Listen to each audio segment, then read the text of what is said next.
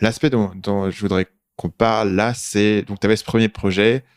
À un moment donné, tu as quitté ce projet-là pour du coup faire cette nouvelle chaîne YouTube dont on a parlé tout à l'heure, que tu as commencé du coup les trois au cours de l'année 2018. Ouais, c'est ça. Explique un petit peu pourquoi est-ce que tu as quitté cette première boîte. Ouais, je vais donner un peu une vision d'ensemble. En fait, je l'ai expliqué tout à l'heure, donc je suis devenu entrepreneur en 2010. Je suis passé de salarié à entrepreneur. En fait, d'ailleurs, au début, je me sentais pas entrepreneur. Je me sentais plutôt artisan. Et je pense que je suis devenu entrepreneur au fil des années, mais ça s'est pas fait d'un coup d'un seul. Pourquoi artisan? Parce qu'au début, j'avais une compétence, un peu comme quelqu'un qui sait faire des violons, quelqu'un qui sait accorder un piano. Enfin, tu vois, ça peut être une compétence hyper pointue. Et cette compétence, pour moi, c'était d'avoir une habilité comme ça, aller parler à des gens que je ne connaissais pas et que ces gens me trouvent sympa, etc., etc. Et donc, j'ai commencé à être artisan, puis je suis devenu petit à petit, plus ma boîte a avancé, plus t'as ces questions qui te viennent des questions d'entrepreneur. Donc j'ai eu ce premier projet, donc qui a commencé en 2010 et qui s'est terminé fin 2017. Donc 7 ans. 7 ans où je m'adressais majoritairement à une audience masculine.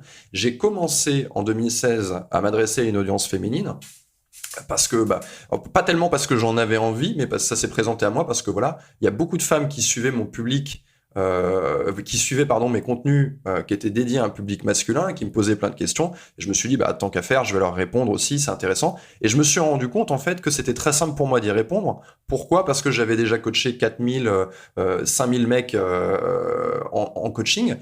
Et du coup, j'ai toute cette expérience. J'ai pas ma seule expérience de mec à moi, j'ai l'expérience de tous ces mecs à qui j'ai travaillé, à qui j'ai posé des questions hyper pointues, que je connais bien. Donc c'était très simple pour moi de répondre aux femmes. Donc ça, ce truc-là s'est greffé naturellement.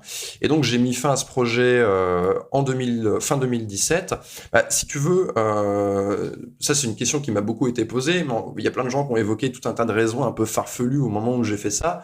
Mais la raison, elle est fort simple. C'est-à-dire que quand tu démarres quelque chose et que tu es en association, enfin, ta société, elle a une durée de vie, que tu le veuilles ou non, elle a une durée de vie dans le temps. C'est-à-dire que nous, on voit des boîtes, on dit Apple, machin, c'est Apple. Peut-être dans 100 ans, il y aura encore Apple. Probablement pas. Il y aura peut-être plus Apple. C'est comme Thomson aujourd'hui. Je pense que tu dis Thomson à un ado, il va te dire c'est quoi Thomson? Alors que quand tu dis ça à mon père, lui, c'était l'équivalent d'Apple.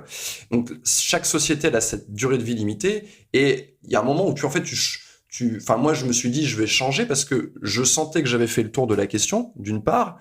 Je sentais que j'avais envie de faire les choses différemment. Et justement, quand tu es en association, les deux personnes sont dans le même véhicule qui va sur la même route, mais en 7 ans, les gens, ils peuvent aspirer à autre chose, ils ont envie de faire les choses différemment. Il peut y avoir des divergences, il peut y avoir des envies différentes. Une personne, elle peut avoir envie de développer d'autres projets, etc., etc. Donc, toutes ces raisons-là, elles ont fait que j'avais déjà cette envie d'avoir un peu plus de liberté. Et il y a eu en plus le fait que, à l'époque, j'utilisais un pseudonyme qui était une marque qui était déposée, où je représentais en fait la société, et donc je n'avais pas mon véritable nom.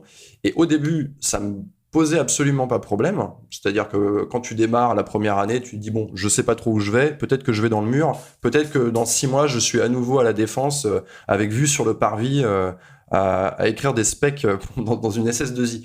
Donc, ça me posait aucun problème au début, mais au fur et à mesure, année après année, j'avais envie d'être aligné avec moi-même aussi sur ce point de vue-là, parce que y a des gens des trucs tout cons, hein, t'as des gens qui te suivent, qui te parlent, qui te cherchent sur Internet, qui te trouvent, qui te croisent dans la rue, et qui disent mais je sais, tu t'appelles pas comme ça, tu t'appelles comme ça, et tatati, et tatata, et j'étais pas très à l'aise avec ça. Donc je me suis dit voilà, j'ai senti que c'était le moment pour moi de faire un tournant et ce tournant je l'ai pris avec ce choix qui est un vrai faux redémarrage à zéro dans le sens où j'ai quitté cette première société pour en monter une nouvelle et finalement qui contient du coup plusieurs. Tu vois, j'ai fait plein de changements, c'est-à-dire qu'avant j'avais une chaîne YouTube il commençait à y avoir plusieurs thématiques et plusieurs audiences. En recommençant, je me suis dit, tiens, je vais faire différemment. Je vais séparer mes 3 chaînes YouTube, séparer mes 3 audiences et mes thématiques. Donc, ça a été l'occasion pour moi des fois, tu construis un truc et tu dis, OK, j'ai construit un super truc. C'est arrivé, j'ai fait un truc de 5 ou 6 étages. C'est super, mais je peux pas rajouter des tâches supplémentaires parce qu'il y a telle limitation que j'avais pas pensé au début. Et ben moi j'ai profité de ça pour me dire bah tiens c'est l'occasion pour moi de recommencer et de faire les choses différemment. Et c'est pas compliqué de repartir le lendemain sur YouTube et t'as 0 abonné, tu pars de 0 et tu dois tout reconstruire, l'algorithme, les vidéos, le catalogue. Alors c'est pas compliqué, je dirais même que c'est stimulant. Et je me suis rendu compte d'un truc, c'est que j'avais acquis en 7 ans, j'avais acquis de l'expérience sur YouTube. Et du coup, j'ai été beaucoup plus vite pour reconstruire. C'est-à-dire que j'ai vraiment. Enfin, je vais donner un exemple tout con. Sur ma chaîne principale, j'ai mis 2 ans. Donc là, non, elle a moins de 2 ans. En moins de 2 ans, j'ai atteint 60 000 abonnés. Alors qu'à l'époque, il m'a fallu, je crois, 6 ans pour atteindre 60 000 abonnés sur ma chaîne. Donc en fait, tu vois qu'en redémarrant, il y a j'ai changé ma façon de faire, j'ai changé les formats. Quand il était nécessaire de faire des trucs plus fréquents, j'ai fait des trucs plus fréquents. Donc en fait, finalement, je me suis rendu compte que j'étais pas du tout à mon maximum dans mon ancien projet. Je croyais être à mon maximum et je me suis rendu compte qu'en réalité, je pouvais faire bien plus. Et j'ai fait bien plus. En termes de quoi? De qualité du contenu, de croissance?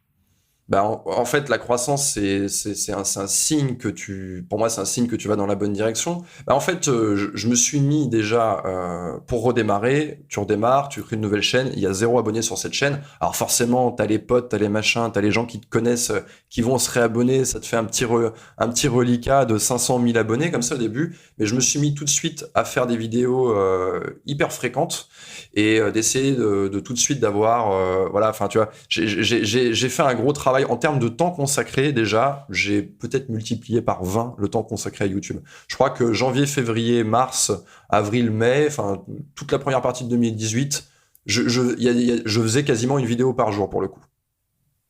Et ça m'a permis vraiment de lancer la machine. Parce que tes vidéos, ensuite, elles font un travail derrière.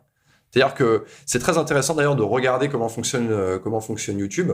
Tu peux faire une vidéo, par exemple là je sors une vidéo sur une chaîne où j'ai 60 000 abonnés, et mettons que elle va être vue 30, 40 000 fois, ce qui n'est pas un si mauvais score. C'est-à-dire qu'une bonne partie de mes abonnés l'ont vue, et hop, elle va plafonner à ce score-là. C'est-à-dire qu'elle est sortie, elle a été présentée à mes abonnés, et ensuite, cette vidéo, tu vois qu'elle stagne un petit peu pendant quelques semaines, peut-être même quelques mois, alors qu'en réalité, elle a eu une très bonne performance en termes de likes, en termes de watch time. Et d'un coup, paf, tu vois qu'elle rentre dans une espèce de tourniquet algorithmique parce que d'un coup, tu vois la courbe qui part sans trop d'explication.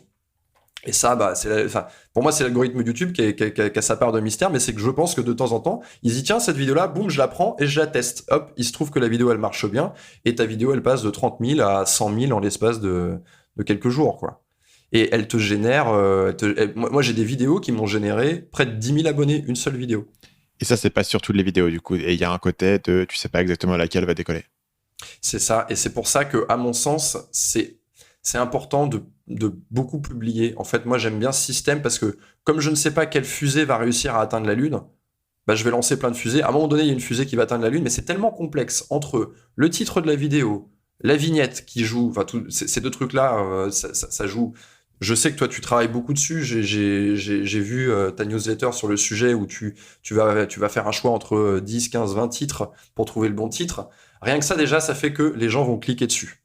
Ensuite, il y a le fait qu'ils cliquent. Ensuite, il y a le fait qu'ils regardent. Donc, en fait, t'as ces deux jeux qui se succèdent et tu peux pas scorer à tous les coups. Sauf si du coup, tu penses vraiment le truc et tu mets vachement de temps et tu réfléchis. Mais moi, je préfère publier beaucoup en me disant, voilà, des fois, je vais faire une vidéo, elle fait 3 minutes, on sait pas, elle va peut-être cartonner, alors qu'en fait, toi, t'as mis 2 heures à la faire, la vidéo.